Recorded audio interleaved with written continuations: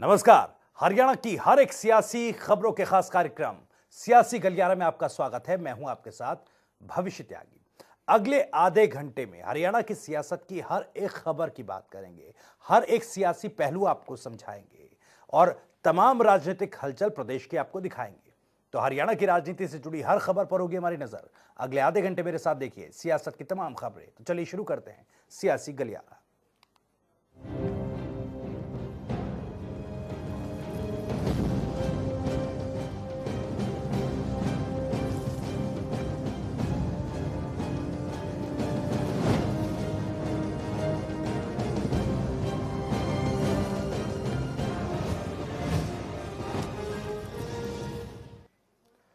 तो हरियाणा में फसल खरीद शुरू हो चुकी है, लेकिन खरीद शुरू होने से पहले ही हरियाणा के बाजारों में सरसों बिकने लगी, क्योंकि बाहर किसानों को एमएसपी से ज्यादा भाव सरसों पर मिल रहा है। इस रिपोर्ट में देखिए।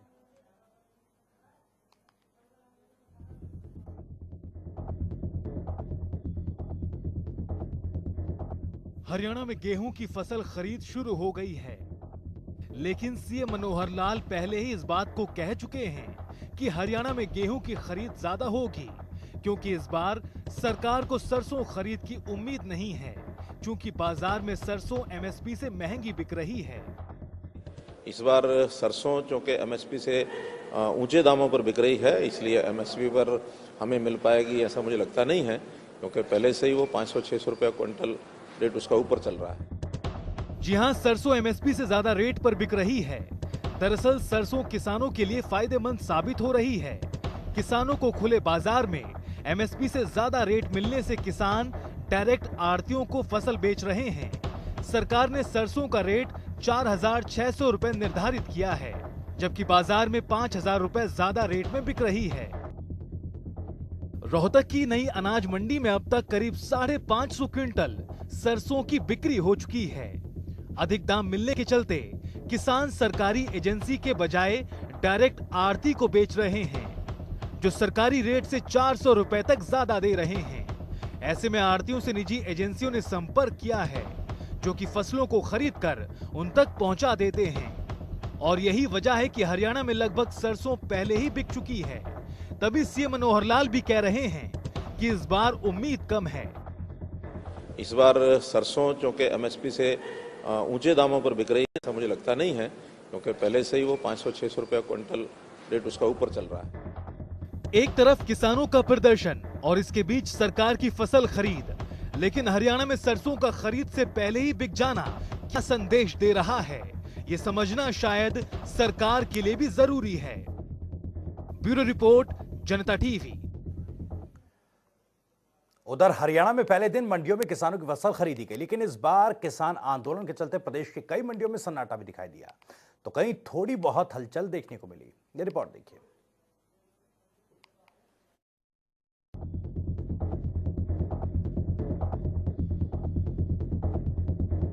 हरियाणा की मंडियों में गेहूं खरीद के लिए आया और हरियाणा में गेहूं की खरीद की गई।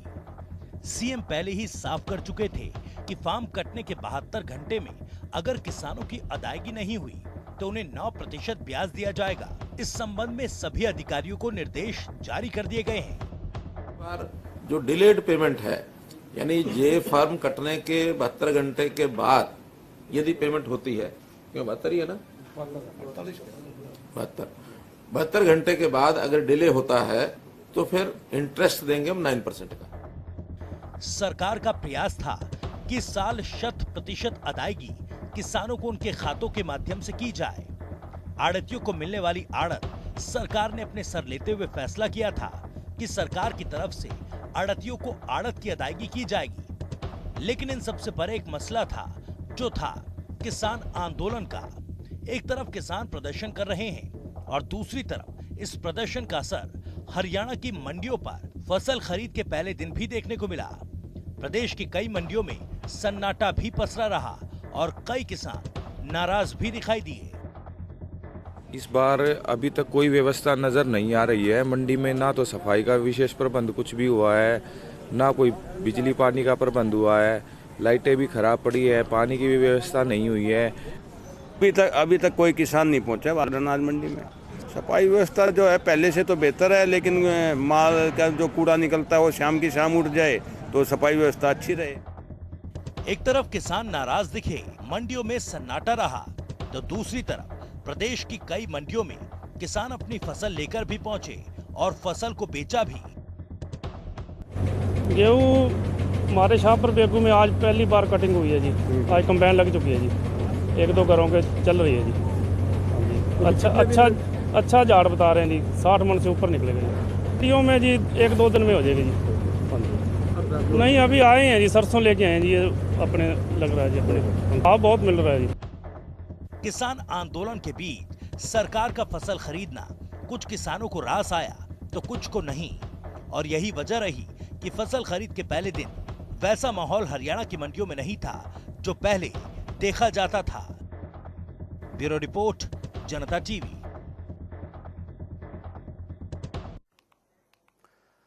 उधर कुरुक्षेत्र की मंडी का जायजा लिया हमारे संवाददाता रणदीप रोड ने।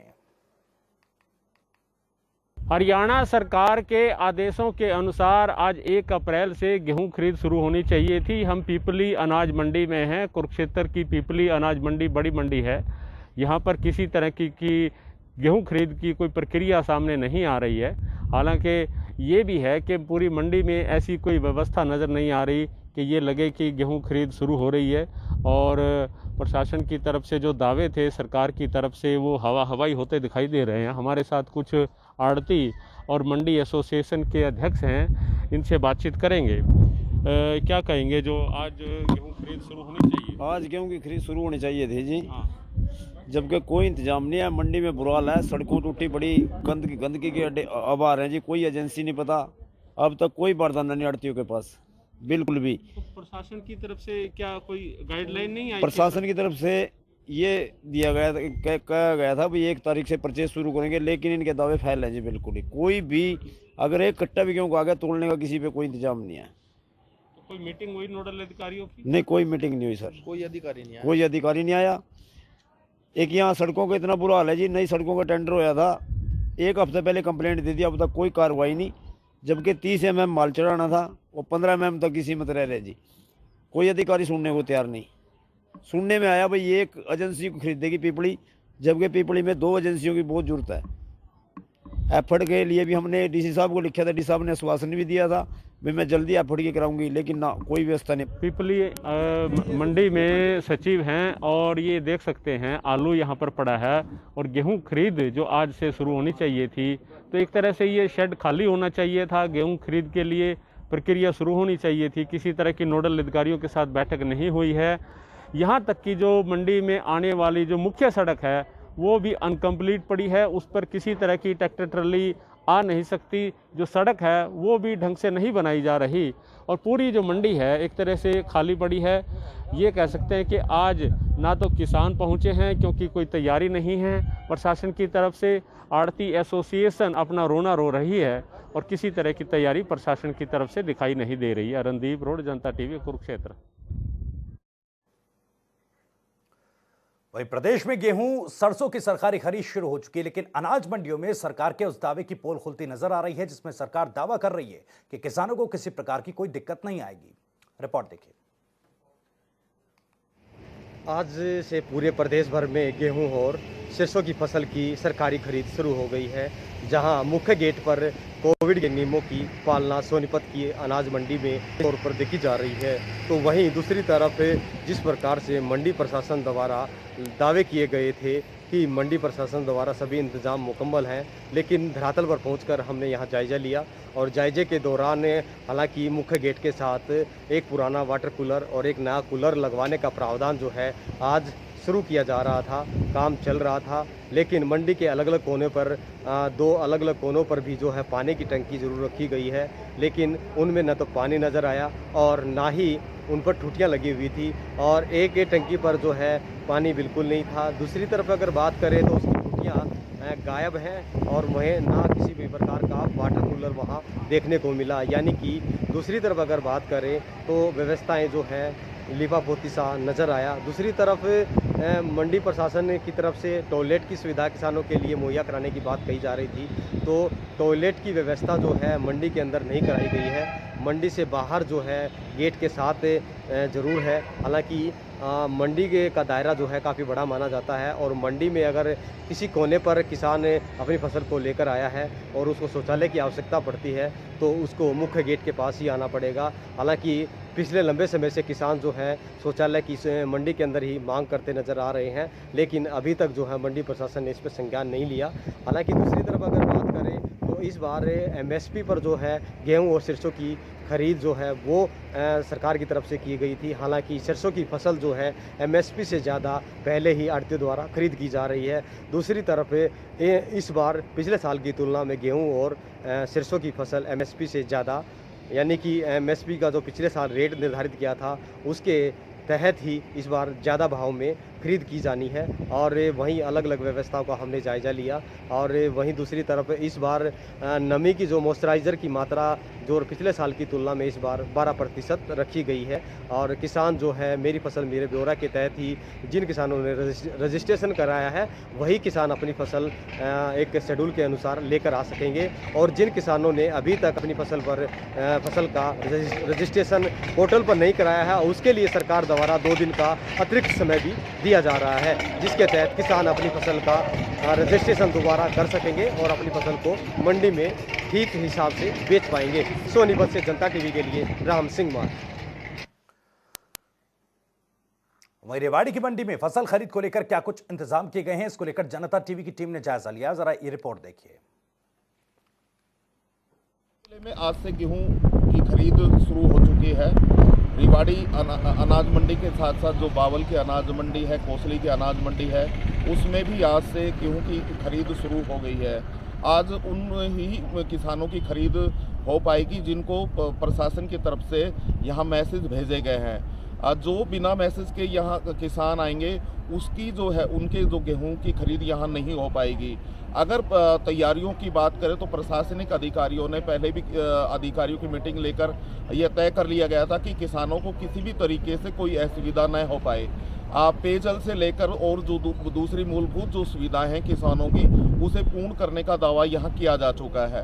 साथ ही जो अभी डीसी ने भी मीटिंग लेकर जो ट्रांसफर उठान की जो बात थी उस पर डीसी ने संज्ञान लेते हुए कहा था कि 48 घंटे के अंदर उठान किसानों का जो फसल है उसका उठान होना चाहिए, अन्यथा जो ट्रांसपोर्टर है उसका लाइसेंस को निरस्त कर दिया जाएगा और उस पर जुर्माना भी लगाया जाएगा। आज प्रक्रिया शुरू हो चुकी है। अभी गेहूं के जो ट्रैक्टर है वो आने लगे हैं। आज करीब 50 जो किसान हैं उनकी गेहूं की खरीद की जाएगी। रेवाड़ी से जनता टीवी के लिए सुरेंद्र गौड़। तो हरियाणा में फसल की खरीद शुरू हो गई है, तो दूसरी तरफ हरियाणा के कृषि मंत्री का कहना है कि 72 घंटों के अंदर किसानों की फसल का पैसा उनके बैंक खातों में पहुंच जाएगा। साथ ही उन्होंने एक बार में किसानों के 40 क्विंटल गेहूं खरीदने पर कहा कि बड़े ही नहीं छोटे किसानों को भी इसका फायदा मिलना चाहिए। और किसान भाई को जे फार्म कटने के 72 घंटे के अंदर उसके खाते में पैसा देंगे। अगर उसको एक दिन भी लेट होता है तो उसका ब्याज जो है 1 दिन का ब्याज उसके खाते में डालेंगे। ये ऐसा नहीं है कि कोई पैरामीटर नहीं लगा रहे। एक बार में ये ना हो कि बड़े बड़े किसान ही सारी मंडी को अपनी फसलें बेचें और छोटे आदमी का नंबर ना पड़े, इसलिए इस तरह की योजनाएं बनाते हैं। लेकिन हम पूरी फसल जो किसान पैदा करेगा पूरी की एमएसपी पर प्रोक्योर करेंगे। हरियाणा के किसान क्या बाहर फसल बेच सकते हैं या फिर बाहर के किसान क्या हरियाणा में अपनी फसल बेच सकते हैं? इन सवालों के जवाब खुद मुख्यमंत्री मनोहर लाल ने दिए हैं। ये रिपोर्ट देखिए जरा।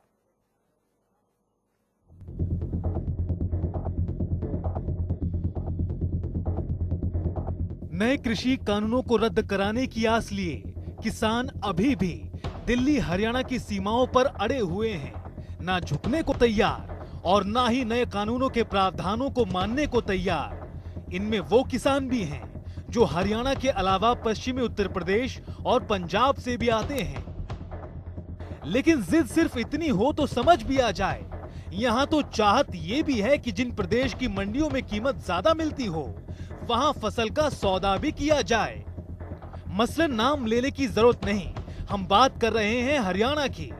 लेकिन इस बाबत जब बात सूबे के मुखिया मनोहर लाल के सामने उठाई गई तो उन्होंने दो टूक जता दिया कि सवारी दो नाव में मुमकिन नहीं। इसमें पहले निर्णय ये करना पड़ेगा कि हमको कौन से कानून में चलना है, पुराने वाले कानून में चलना है कि नए वाले कानून में चलना है। अगर तो पुराने वाले कानून में चलना, नया लागू नहीं होने देना, तो तब तक तो पुराना चलेगा। जिस दिन नया लागू हो जाएगा उस दिन पुराना खत्म हो जाएगा। तो दो चीजें नहीं चल सकती कि चित्त भी मेरी पट भी मेरी। अभी पुराने चल रहे हैं। आज की डेट में नए कानून पर स्टे है, तो इसलिए नए कानून में क्या क्या सुविधाएं मिलेंगी उसकी बात करने का कोई लाभ इसलिए नहीं है कि नया कानून लागू नहीं है। और जो लोग कहते हैं कि नहीं नए कानून के हिसाब से ये लाभ है, तो उनको मेरी अपील है कि नया कानून लागू होने दें। जी हाँ, सही सुना। मुख्यमंत्री मनोहर लाल ने यहाँ साफ कर दिया कि किसानों को दोनों विकल्पों में से किसी एक को चुनना होगा। या तो वो प्रदर्शन को खत्म कर नए कानूनों के प्रावधानों को पूरी तरह से अपना ले, या फिर कुछ बंदिशों और शर्तों के साथ पुराने कानूनों को ही मानते रहें। इसमें पहले निर्णय ये करना पड़ेगा कि हमको कौन से कानून में चलना है, पुराने वाले कानून में चलना है कि नए वाले कानून में चलना है। अगर तो पुराने वाले कानून में चलना, नया लागू नहीं होने देना, तो तब तक तो पुराना चलेगा। जिस दिन नया लागू हो जाएगा उस दिन पुराना खत्म हो जाएगा। तो दो चीजें नहीं चल सकती कि चित्त भी मेरी पट भी मेरी। अभी पुराने चल रहे हैं। आज की डेट में नए कानून पर स्टे है, तो इसलिए नए कानून में क्या क्या सुविधाएं मिलेंगी उसकी बात करने का कोई लाभ इसलिए नहीं है कि नया कानून लागू नहीं है। और जो लोग कहते हैं कि नहीं नए कानून के हिसाब से ये लाभ है, तो उनको मेरी अपील है कि नया कानून लागू होने दें। कहते हैं कि जब कोई नया कानून आता है तो अपने साथ कुछ संशय और कुछ सहूलियतों के दावे साथ लाता है। जिस नए कृषि कानूनों को लेकर किसानों के मन में शक और शुबा था, शायद उसके कुछ प्रावधानों की जरूरत किसानों को महसूस होने लगी है। ब्यूरो रिपोर्ट, जनता टीवी।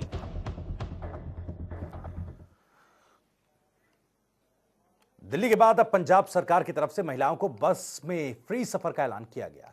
इसी को लेकर जनता टीवी के संवाददाता स्पर्श शर्मा ने पंजाब बीजेपी के नेता तरुण चुग से खास बातचीत की। क्या कुछ कहा उन्होंने, सुनिए। भारतीय जनता पार्टी के राष्ट्रीय महासचिव तरुण चुग जी हमारे साथ बात करने के लिए मौजूद है। सर, पंजाब सरकार ने दिल्ली सरकार की तर्ज पर एक बड़ा फैसला लिया है कि पंजाब में भी महिलाएं जो हैं बसों में फ्री होंगी। किस तरीके से इसको देखें? ऐसा है कि ना बूआ ना बारी पंजाब रोडवेज दी लारी। कैप्टन साहब किन्नियां बसां ਤੁਸੀਂ ਪਿਛਲੇ 4 ਸਾਲਾਂ 'ਚ ਖਰੀਦੀਆਂ, 49 ਮਹੀਨਿਆਂ 'ਚ ਖਰੀਦੀਆਂ।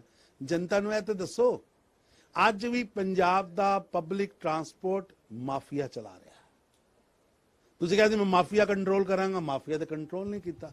ਔਰ ਮਾਫੀਆ ਕੰਟਰੋਲ ਕਰਨ ਵਾਲੇ ਲੋਕਾਂ ਨੂੰ ਤੁਸੀਂ ਕੈਬਨਿਟ 'ਚ ਕੱਢ ਦਿੱਤਾ ਔਰ ਮਾਫੀਆ ਦੇ ਹੱਥ 'ਚ ਪੰਜਾਬ ਖੇਲ ਰਿਹਾ। ਕਿਹੜੀ ਬੀਬੀ ਚੜੂਗੀ ਗੱਡੀ 'ਚ ਜਿਸ ਗੱਡੀ ਦੀ ਬਾਰੀ ਨਹੀਂ। पंजाब के अंदर 49 महीनों किन्नियां असी बसां खरीदियां, किन्नी रिक्वायरमेंट सी और पब्लिक ट्रांसपोर्ट किस तरह पीछे रह गया। जवाब देना पड़ेगा कैप्टन साहब, जवाब देना पड़ेगा। सर, इसके साथ में किसानों ने अपनी रणनीति का जो है ऐलान किया है। वो कह रहे हैं कि पार्लियामेंट जो है उसका घेराव करते हुए मई के पहले पखवाड़े में नजर आएंगे। ऐसा है कि मेरी पंजाब के किसानों को बेनती है, असी किसी दी गल्लां च ना आइए। कुछ ताकतां चाहदियां कि पंजाब के किसानों को गलत रस्ते ते पाया जाए। तिन्ने बिल ठीक ने, फिर भी असी चर्चा से तैयार। लेकिन जड़ियां राजनीतिक पार्टी दियां किसान यूनियन ने, चाहे वो CPI दी है, CPIM दी है, CPIM ML दी है, खेती मजदूर संगठन है, ये किहड़े पोलिटिकल पार्टी दी ऑर्गेनाइजेशन है, वो किस पासे किसानी अंदोलन ले जाना चाहते हैं। ये पोलिटिकल मोटिव पूरा कराना चाहते हैं। किसानों के मोढे ते बंदूक रख के किसान भरावां नूं समझेगा। किसानी ऐसे साडा दिल भी खुला है, दरवाजा भी खुला है। और ये जिहड़ा असीं कहा कि किसानों को डायरैक्ट पेमेंट होनी चाहिए, आज कॉमन के लोग और कांग्रेस के लोग और विरोध कर रहे। मैंने दसो किसान को पेमेंट क्यों ना सीधी मिले। जे किसान ने प्रोडक्शन पैदा की है तो पैसा भी किसान के अकाउंट च जाना चाहिए।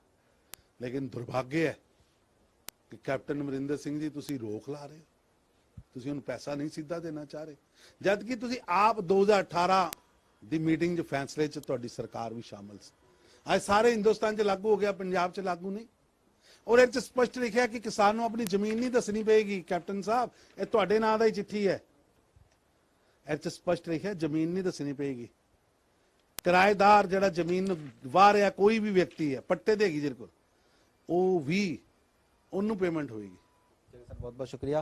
तो ये थे भारतीय जनता पार्टी के वरिष्ठ नेता और महासचिव तरुण चुग, जो जनता टीवी से खास बातचीत कर रहे थे। कैमरामैन आसिफ के साथ स्पर्श शर्मा, जनता टीवी, दिल्ली।